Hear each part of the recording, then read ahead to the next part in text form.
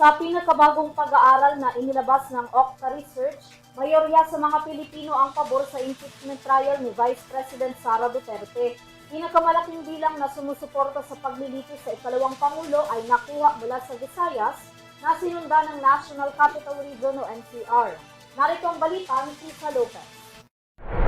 Karamihan sa mga Pilipino ang nagsabing sinusuportahan nila ang impeachment trial kay Vice President Sara Duterte ayon sa bagong pag-aaral ng Okta Research Survey.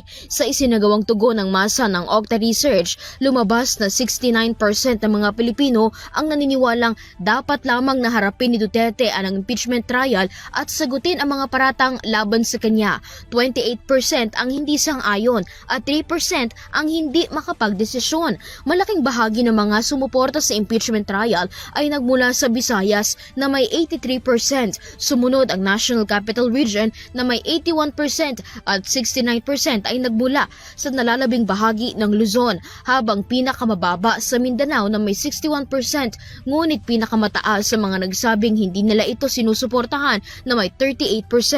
Isinagawa ang pag-aaral noong March 19 to 25, 2026 na may 1,200 respondents. Samantala, humarap sa Committee on Justice ang umano'y dating aide at bagman ni Vice President Sara Duterte na si Ramil Madriaga. Isiniwalat nito ang ilang mahalagang impormasyon kaugnay sa kung paano umano'y winaldas ni Vice President Duterte ang 125 million pesos na confidential funds ng Department of Education at Office of the Vice President. Sa mga balita, 11 araw ginastos ni Duterte ang 125 million pesos, ngunit ayon kay Madriaga, wala pang 24 na oras nang maubos ito dahil siya mismo ang inutusan ni Duterte na dalhin sa 3 magkakaibang lokasyon ang pinaghati-hating pera at iabot sa mga naghihintay na tao.